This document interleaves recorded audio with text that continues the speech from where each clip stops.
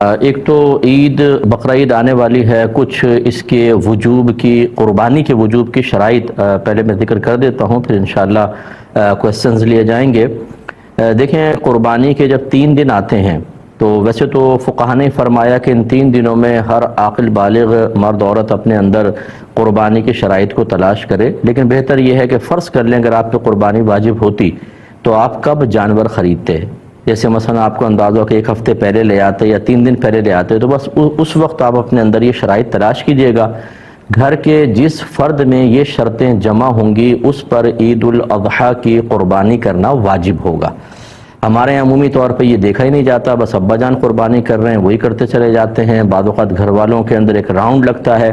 کہ اس سال والد صاحب کی قربانی، اگلے سال والد صاحب نہیں کریں گے، امی کی طرف سے ہوگی، پھر وہ نہیں کریں گے تو دادی جان کی طرف سے ہوگی۔ اسی طرح بعض لوگ کویسچنز کرتے ہیں کہ ہم پہلی مرتبہ قربانی کر رہے ہیں تو سنا ہے کہ نبی کریم صلی اللہ علیہ وسلم کی جانب سے پہلی قربانی کرنی چاہیے۔ اسی طرح بعض لوگ یہ سمجھتے ہیں کہ پہلے والدین کی طرف سے ہوگی پھر ہم قربانی کرنا شروع کریں گے۔ یہ سب خیالات ٹھیک نہیں ہیں۔ پہلی بات یاد رکھیے گا کہ جس میں قربانی کی شرائط ہیں اس پہ قربانی واجب ہے، اسے تو اپنی طرف سے کرنی ہی ہوگی۔ تو یہ ہو سکتا ہے کہ والدہ میں قربانی کے شرائط جمع ہوں، والد میں نہیں، تو ان پہ قربانی واجب نہیں ہوگی، والدہ پر ہوگی۔ اور یہ بھی پاسبل ہے کہ والد صاحب کے پاس بھی شرائط جمع ہیں، والدہ، بھابھی، بھائی، بچے، بہنیں جو بالغ ہیں، ایک ایک گھر میں 10 قربانیاں واجب ہو رہی ہوتی ہیں لیکن پتہ ہی نہیں ہوتا۔ تو اس لیے جس پر قربانی واجب ہے، اگر پہلی مرتبہ بھی ہے تو اسے واجب اپنی طرف سے کر کے ادا کرنا ہوگا۔ پھر یہ نہیں ہے کہ آپ نبی کریم صلی اللہ علیہ وسلم کی طرف سے کریں، کیونکہ رحمت کونین صلی اللہ علیہ وسلم کی طرف سے کریں گے تو وہ نفلی قربانی ہوگی، تو پھر آپ کا واجب تو رہ جائے گا، آپ گناہگار ہوں گے۔ ہاں، اگر کوئی ایسا شخص جذبہ رکھتا ہے تو 2 جانور لے کر آئے یا 2 گائے کے حصے لے، ایک حصہ نبی کریم صلی اللہ علیہ وسلم کے نام پر اور ایک اپنی طرف منسوب کر کے کرے۔ لیکن بہرحال جس میں قربانی کی شرائط جمع ہیں اس پہ قربانی واجب ہے۔ اب وہ شرائط کیا ہیں؟ نمبر 1، مسلمان ہونا، کافر پر نہیں ہوتی۔ عاقل اور بالغ ہونا، پاگل، مجنون اور نابالغ بچے پہ قربانی واجب نہیں ہے۔ تیسرا، مقیم ہونا، یعنی انسان مسافر نہ ہو۔ مسافر سے مراد جو شرعی مسافت ہوتی ہے کہ آپ شہر کی حدود سے باہر نکل گئے اور کم از کم 92 کلومیٹرز دور جانے کا ارادہ ہے۔ جیسے شہر کی حدود سے نکلیں گے مسافر ہیں، پھر اس وقت تک آپ مسافر رہیں گے جب تک آپ کسی اور شہر میں جا کر کم از کم 15 دن قیام کی نیت نہ کر لیں، یا پھر وہ آپ کا وطن اصلی ہو۔ وطن اصلی کہتے ہیں جیسے مثال کے طور پہ جہاں پر آپ پیدا ہوئے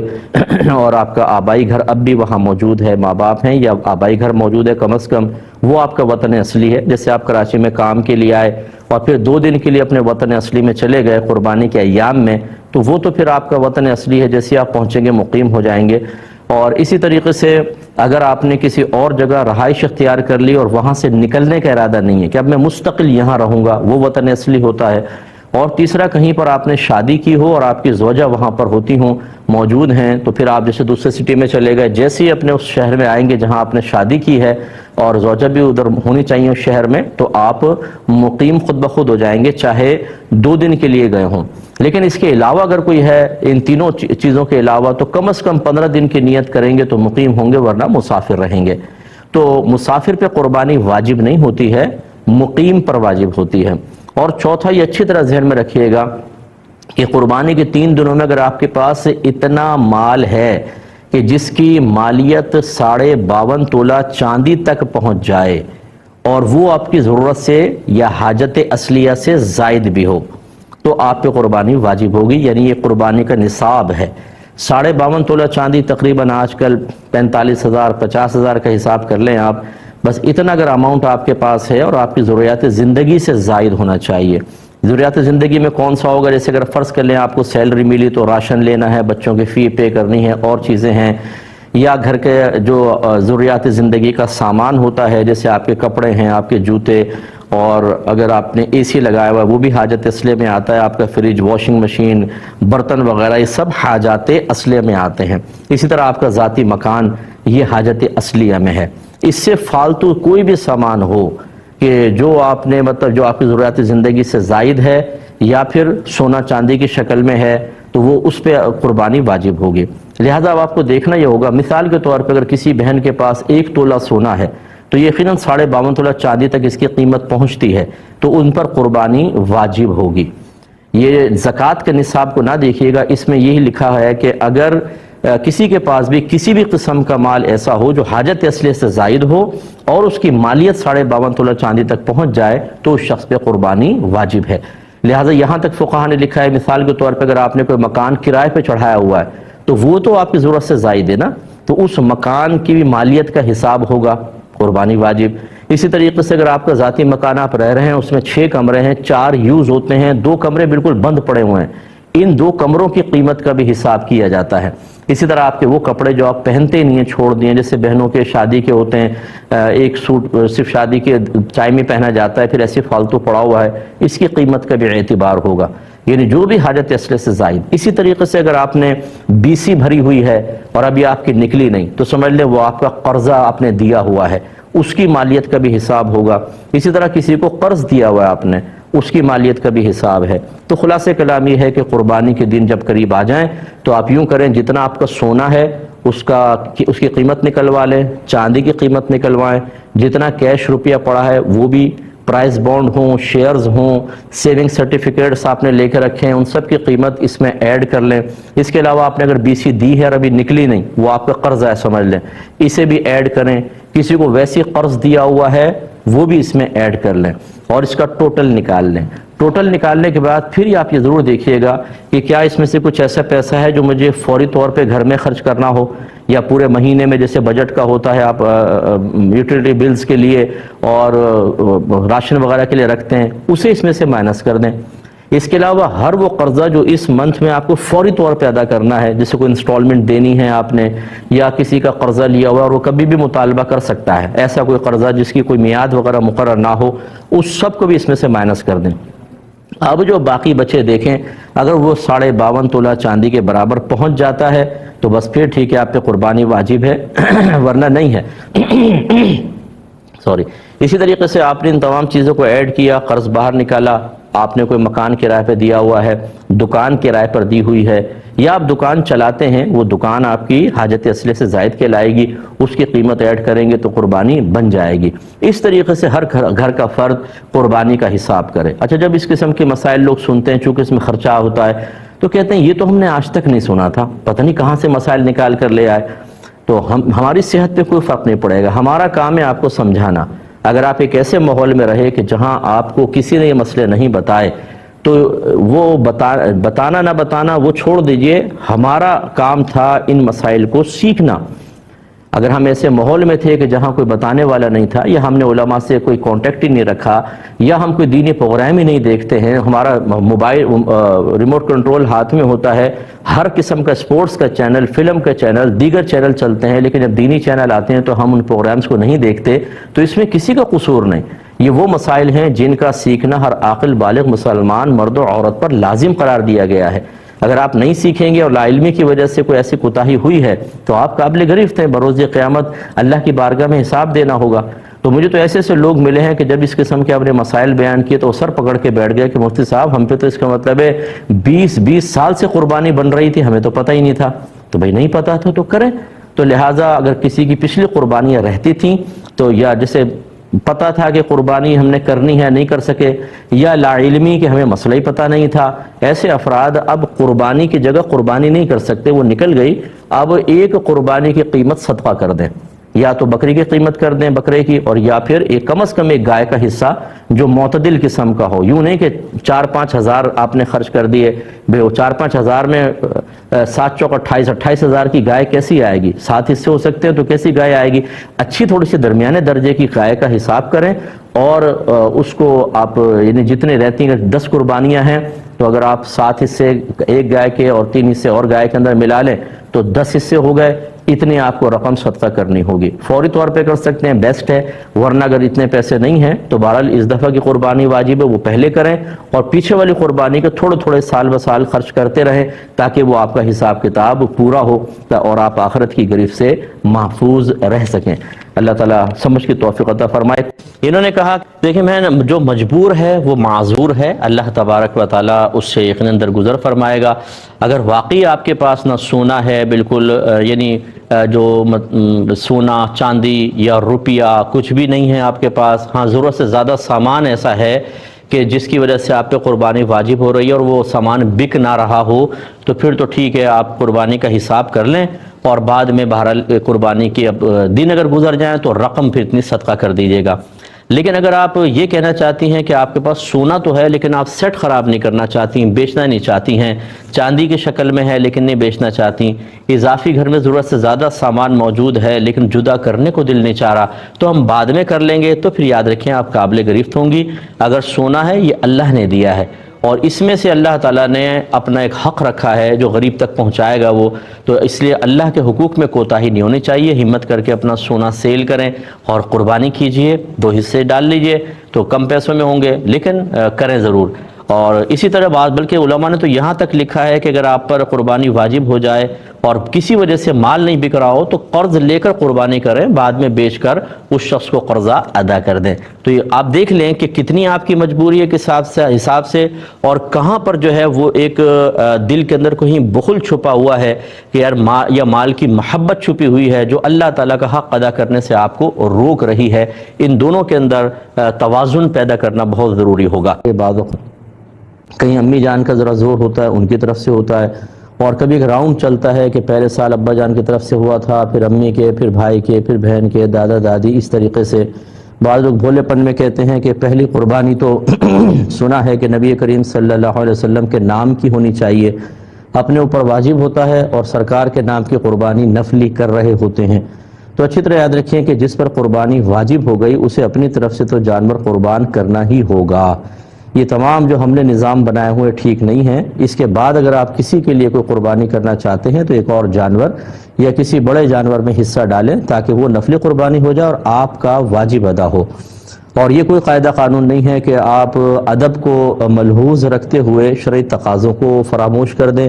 مثال کے طور پہ جی ادب یہ ہے کہ پہلے نبی کریم کے لیے ہو، پھر ہمارے لیے، پہلی قربانی ماں باپ کی طرف سے ہو، پھر ہمارے لیے۔ یہ ادب کے طور پہ تو اچھا سمجھ میں آتا ہے لیکن شریعت اس بات کا تقاضا نہیں کرتی۔ الامر فوق الادب، یہاں پر یہ جملہ بالکل ٹھیک ہے کہ حکم ادب سے بڑھ کر ہوتا ہے، پہلے آپ کو اپنی طرف سے واجب ادا کرنا ہوگا۔ اور یہ آپ کو بتایا تھا کہ قربانی کے 3 دنوں میں یا اس سے پہلے ایک آدھا ہفتہ پہلے حساب کتاب کر لیں تو زیادہ بیسٹ ہے، کیونکہ جانور لانا ہوتا ہے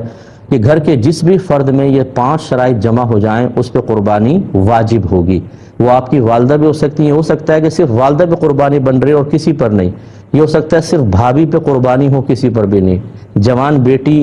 پر قربانی ہو باقی کسی پر نہیں، یہ ہو سکتا ہے۔ اور یہ بھی ہو سکتا ہے کہ 8 افراد ہیں اور 8 کے 8 پر قربانیاں واجب ہو رہی ہوں۔ تو 5 شرائط کیا ہیں؟ نمبر 1 مسلمان ہونا، نمبر 2 عاقل ہونا یعنی پاگل مجنون نہ ہو، نمبر 3 بالغ ہونا، نابالغ پہ قربانی واجب نہیں، چوتھا مقیم ہونا، آپ مسافرت میں نہ ہوں، اور 5واں مالک نصاب ہونا۔ اور مالک نصاب ہونے کے حساب بس یوں کریں کہ جب آپ یہ قربانی کا مطلب اپنے مال کا حساب کرنے لگیں، جیسے قربانی کے سے 1 ہفتے پہلے کریں، زیادہ بیسٹ ہے کہ جتنا آپ کے پاس سونا ہے، اب یہ گھر کا ہر فرد اپنا کرے، سونا لکھ لیں اتنا ہے، چاندی، پھر اس کے بعد کیش اگر ہے، پرائز بونڈ ہیں، شیئرز ہیں، سیونگ سرٹیفکیٹس ہیں کسی بھی قسم کے، ان کو مالیت یہاں پر لکھیں۔ پھر اس کے علاوہ کوئی اگر آپ کے پاس مال تجارت ہے، آپ نے بیچنے کی نیت سے کوئی چیز رکھی ہوئی تھی، یعنی خریدی تھی بیچنے کی نیت سے، وہ کوئی پروڈکٹ تیار کی تھی یا اس پروڈکٹ تیار کرنے کا مال رکھا ہوا ہے، یا پھر آپ نے کوئی پلاٹ، کوئی گھر وغیرہ ایسا لیا تھا کہ جس کو نیت یہ تھی کچھ عرصے بعد اس کو اچھے پیسے ملیں گے تو بیچ دیں گے، یہ سب مال تجارت ہے، اس کو بھی اس میں ایڈ کر لیں۔ اس کے بعد اگر آپ کے ابھی BC نہیں نکلی لیکن آپ نے کچھ BCیاں بھری ہوئی ہیں، وہ سمجھ لیں سامنے والے پہ قرض ہے، اس کو بھی اس میں لکھیں۔ اس کے علاوہ جتنا آپ نے کسی کو قرضہ دیا ہوا ہے وہ بھی اس میں ایڈ کر لیں۔ اب اس کا ٹوٹل نکال لیں۔ اس کے علاوہ اس میں ایک اور چیز ایڈ کرنی ہے کیونکہ زکوٰۃ میں نہیں ہوتی، اس میں ہوتی ہے کہ گھر کا وہ اضافی سامان جو آپ کی ملکیت میں ہو اور بالکل یوز میں نہیں ہے، ضروریات زندگی سے اس کا کوئی تعلق نہیں ہے. جیسے مثال کے طور پر آپ کے پاس 8 جوتے کے جوڑے ہیں اور 5 بالکل ریجیکٹڈ ہیں، ان کو استعمال ہی نہیں کرتے، آپ سال گزر گیا ہے، وہ شامل ہوں گے اس میں. اس طرح آپ کے پاس جو ڈیکوریشن پیسز ہیں جو آپ کی ملکیت میں ہیں، یہ کوئی حاجت اصلیہ میں نہیں آتی چیزیں، یہ بھی اس میں شامل ہوں گے. حتیٰ کہ اگر آپ کا گھر ہے اس میں 6 کمرے ہیں، 2 بند رہتے ہیں، 4 یوز میں ہیں، تو ان 2 بند کمروں کی قیمت کا بھی اعتبار ہوتا ہے. تو ایک چیز اور ایڈ کریں کہ جو بھی آپ کی ملکیت میں ضرورت سے زیادہ سامان ہے اسے بھی اس میں آپ جمع کر لیں، اس کی مالیت جمع کر لیں. اب ٹوٹل نکال لیں. ٹوٹل نکالنے کے بعد اب اگر آپ پر فوری طور پہ ادائیگی کا کوئی قرضہ ہے اسے اس میں سے مائنس کر دیں. مثال کے طور پہ آپ نے کوئی بی سی دینی ہے، اگر آپ کی پہلے نکل چکی ہو، کیونکہ اب وہ جب نکل چکی ہوتی ہے تو اب ہم بی سی بھر رہے ہوتے ہیں تو وہ قرضہ لوٹا رہے ہوتے ہیں گویا کہ. تو وہ اسی طرح کوئی انسٹالمنٹ وغیرہ بھرنی ہے آپ نے، کسی شخص کا ایسا قرضہ ہے جس کی مدت مقرر نہیں ہے، وہ کسی بھی وقت مطالبہ کر سکتا ہے. جیسے بعض لوگ کہتے ہیں یار لے لو، جب ضرورت ہوگی میں واپس لے لوں گا. تو اس طریقے سے ایسا تمام قرضہ اسے بھی مائنس کر دیں. اس کے علاوہ اس ٹوٹل میں سے وہ تمام اخراجات نکال لیں جو آپ کے گھر کے ضروری اخراجات ابھی ہونے والے ہیں، وہ سب نکال لیں. جیسے راشن ہے، بچوں کی فیسز ہیں، یوٹیلیٹی بلز ہیں، اسی طریقے سے ڈاکٹر وغیرہ کے کوئی علاج معالجہ چل رہا ہے تھوڑا بہت، اس میں سے نکال کر باقی جو بچتا ہے وہ دیکھیے کہ 52.5 تولہ چاندی کے برابر اس کی قیمت بنتی ہے کہ نہیں بنتی. تو یہ آج کل تقریباً 45,000 46,000 تک کی بنے گی تو اس پہ قربانی واجب ہوگی. گویا کہ اگر کسی کے پاس 1 تولہ سونا بھی ہو تو سمجھ لیں اس پہ قربانی واجب ہو جائے گی، کیونکہ وہ 52.5 تولہ چاندی کی مالیت سے یقیناً زیادہ ہے. اب آپ ذرا گھر کے لوگ حساب کتاب کر کے دیکھیں تو یہ ہو سکتا ہے کہ والد پہلے قربانی ہو، زوجہ پہ علیحدہ ہے یعنی امی جو ہیں گھر کی، اور بھابھیوں کے پاس زیور ہے ان پہ علیحدہ قربانی بن رہی ہے، بھائیوں کے اوپر علیحدہ بن رہی ہے، اگر کوئی بیٹی جاب کرتی ہے اس کے پاس تھوڑا بہت جمع ہے اس پہ الگ قربانی بن رہی ہے. یوں ہمارے گھروں میں بعض اوقات 8 10 قربانیاں بن رہی ہوتی ہیں، لیکن سال ہر سال ہم 1 قربانی یا 2 قربانیاں کر رہے ہوتے ہیں. یا وہی طریقہ ہوتا ہے کہ مجھ پر واجب ہے میں نہیں کر رہا ہوں، جو ہم امی کی طرف سے کر رہے ہیں، بیٹی کی طرف سے کر رہے ہیں، یہ سب غلط ہے. اس لیے اب آپ اس کا حساب کر کے اچھی طریقے سے پھر قربانی خوش دلی کے ساتھ کریں. نبی کریم نے اس کی تلقین بھی فرمائی ہے. بلکہ سابقہ جو سال گزر گئے ہیں ان کا بھی ذرا غور کر لیں کہ کیا ان میں آپ پہ قربانی واجب تھی یا نہیں تھی. ہو سکتا ہے کہ آپ سال ہر سال سے قربانی نہ کر رہے ہوں حالانکہ آپ پر واجب ہوتی چلی جا رہی تھی. اس کا پھر حل یہی ہے کہ جو جتنی قربانی ان کا حساب کریں. اب وہ قربانی کی قضا نہیں ہوتی ہے، کفارہ ہوتا ہے. 1 قربانی کے برابر پیسہ جو آپ کو صدقہ کرنا ہوگا. کہ اگر ہم قربانی کے بجائے ان دنوں میں یہ پیسہ کسی غریب کو دے دیں تو کیا شرعی حکم ہوگا؟ دیکھیں مسئلہ یہ ہے کہ اگر تو آپ پہ قربانی واجب ہے، یعنی آپ قربانی کے جو 3 دن آتے ہیں ان میں آپ مسلمان ہیں، مقیم ہیں، مسافر نہیں ہیں، اور بالغ ہیں، اور مالک نصاب ہیں، یعنی کم از کم آپ کے پاس اتنا مالیت کا سامان ہے جو 52.5 تولہ چاندی تک پہنچ جائے. بس چاہے 1 تولہ سونا ہی کیوں نہ ہو،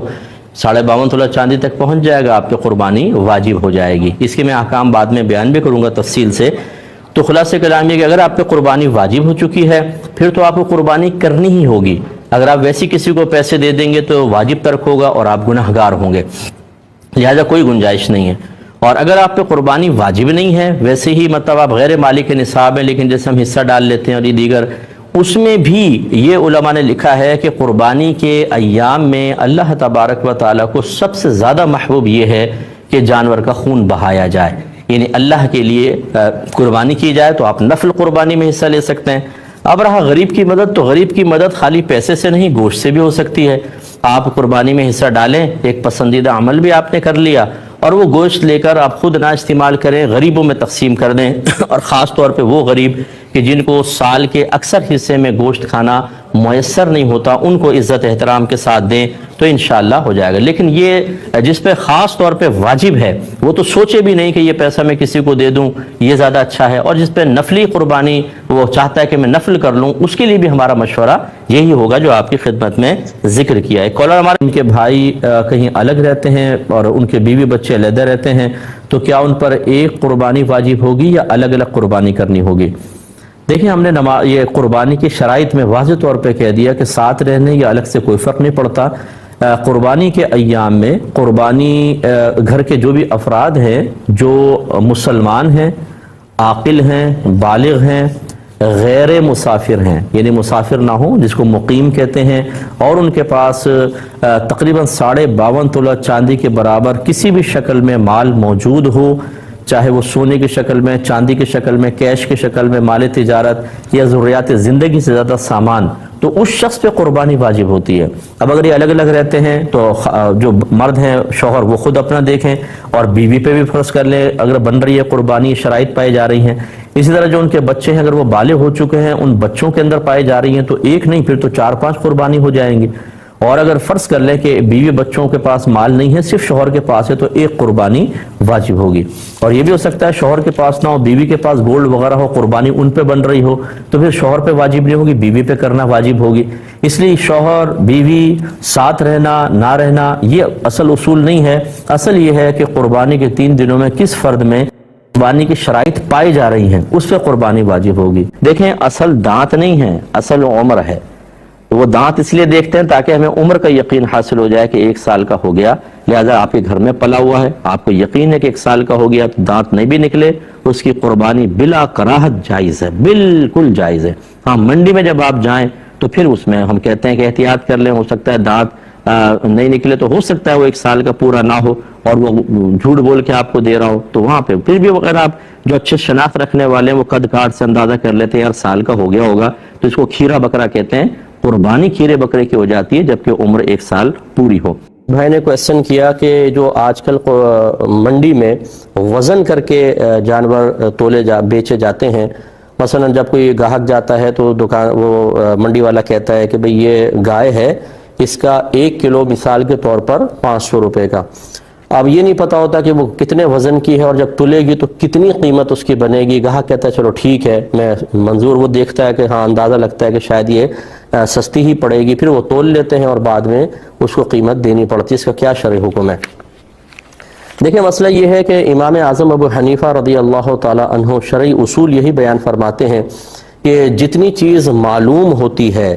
اور اس کی قیمت بھی معلوم ہوتی ہے اتنی چیز کا سودا بھی جائز اور وہ قیمت کا لینا دینا بھی جائز۔ لہٰذا اگر اس نے کہا کہ اس کا 1 کلو اتنے کا ہے تو پھر 1 کلو میں تو سودا جائز ہو سکتا ہے، لیکن کل چونکہ اس کا وزن مجہول ہے یعنی نامعلوم ہے اور پھر اس کی وجہ سے قیمت بھی نامعلوم ہے، لہٰذا سودا ناجائز ہوگا۔ لیکن آپ کے دونوں شاگرد امام ابو یوسف اور امام محمد رضی اللہ تعالی عنہما ارشاد فرماتے ہیں کہ اس قسم کے سودوں میں ابتداءً جہالت ہوتی ہے، یعنی معلوم نہیں ہوتا کل وزن کتنا ہوگا اور کل قیمت کتنی بنے گی، لیکن جب اس کو وزن کر لیا جاتا ہے تول کر اور پھر اس کی قیمت کا اندازہ ہو جاتا ہے بلکہ واضح طور پہ قیمت سامنے آ جاتی ہے تو یہ جہالت باقی نہیں رہتی ہے۔ لہٰذا انہوں نے اپنے دور میں اس قسم کے مسائل میں جواز کا ہی حکم دیا، اور ہم بھی اس بات کو پسند کرتے ہیں کہ چونکہ یہ خرید و فروخت اب ہماری منڈیوں میں بہت زیادہ رائج ہو چکی ہے، اور عموماً یہ یاد رکھیں کہ کسی بھی چیز کو مجہول رکھ کر سودا کرنا یعنی غیر معلوم رکھ کر سودا کرنا یہ جھگڑے کی طرف لے جاتا ہے۔ جیسے اکثر آپ نے رکشے میں دیکھا ہوگا کوئی بیٹھ جاتا ہے ابھی کتنے پیسے لوگے، ارے جی جو مرضی آئے دے دیجیے گا، بیٹھ گئے۔ اب جب اسٹاپ پہ اترتے ہیں کتنے پیسے، 200،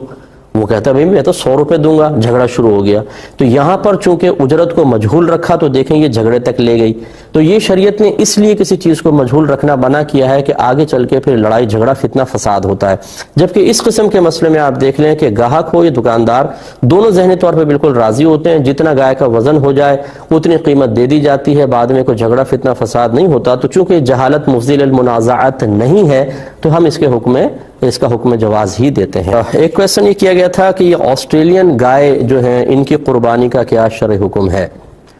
دیکھیں نبی کریم صلی اللہ علیہ وسلم نے جو قربانی کے جانوروں کا تعارف اپنے گویا کے عمل کے ذریعے پیش فرمایا وہ 3 طرح کے جانور تھے۔ ایک مینڈھا یعنی دمبا جس کو کہتے ہیں، اور بکرا بکری۔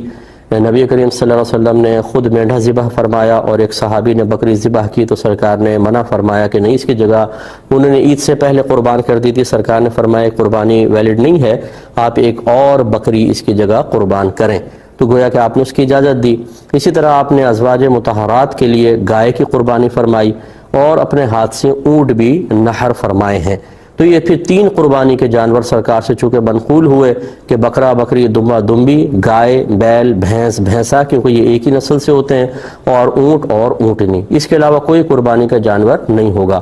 اب اس میں کوئی تخصیص نہیں بیان فرمائی کہ وہ کون سے علاقے اور کون سے سٹی اور کون سے خطے کی گائے ہو۔ سرکار نے جو گائے ذبح فرمائی یقینی سی بات ہے وہ عرب کنٹریز کی گائے تھی، وہ تو یہاں پر نہیں ہوتی ہمارے پاکستان میں، تو کیا مطلب اب پاکستان کی گائے قربان ہم نہیں کر سکتے ہیں؟ تو اسی طریقے سے اگر آسٹریلیا کی گائے ہے اور واقعی وہ گائے ہے تو پھر اس میں شرعاً کوئی حرج نہیں ہے، چونکہ وہ گائے ہے۔ اب چاہے وہ آسٹریلیا سے نسبت ہو، اس کی US سے ہو، UK سے ہو، لیکن چونکہ وہ گائے ہے تو اس کی قربانی شرعاً بالکل جائز ہوگی۔ ہمارے ہاں تو ماشاءاللہ ایک سے ایک ماسٹر لوگ ہیں،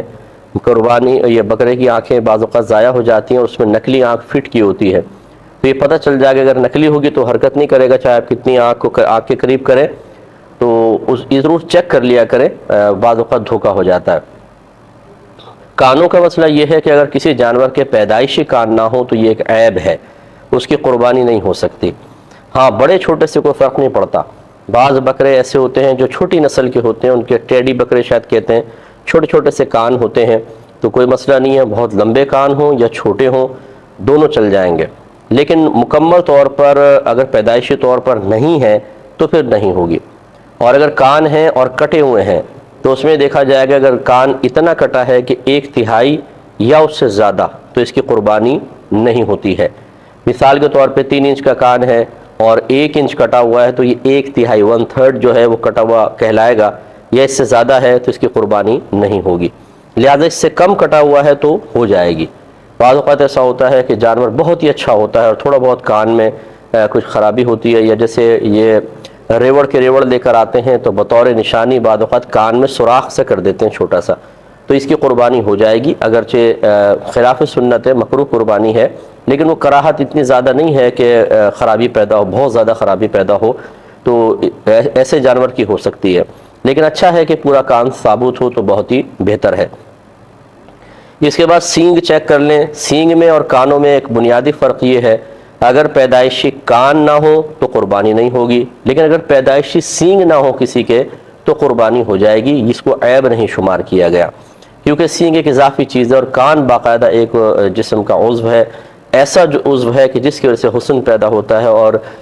جانور یا انسان مکمل ہوتا ہے۔ سینگ ایک اضافی چیز شمار کی گئی ہے، تو اس لیے وہ زینت کے لیے گویا کہ کہہ لیں آپ، یا خاص کسی ضرورت کے لیے، جیسے جانوروں کو بعض کو اللہ تعالیٰ نے سینگ دیے تاکہ وہ اپنا دفاع کر سکیں۔ تو خلاصہ کلام یہ ہے کہ پیدائشی سینگ نہ ہو تو ہو جائے گی۔ اب اگر سینگ ٹوٹ گیا، مثال کے طور پر ٹوٹا ہوا ہے، تو یہ دیکھا جائے گا اگر جڑ سے ٹوٹا ہوا ہے تو پھر اس کی قربانی نہیں ہو سکتی، چاہے ایک ہی ٹوٹا ہو۔ ہاں اگر جڑ سے نہیں ٹوٹا، اوپر سے ٹوٹا ہے تو اس کی قربانی ہو جائے گی، مگر خلاف سنت ہوگی۔ تو بعض اوقات یہ ایسا کرتے ہیں کہ جانور کے سینگ کاٹ کر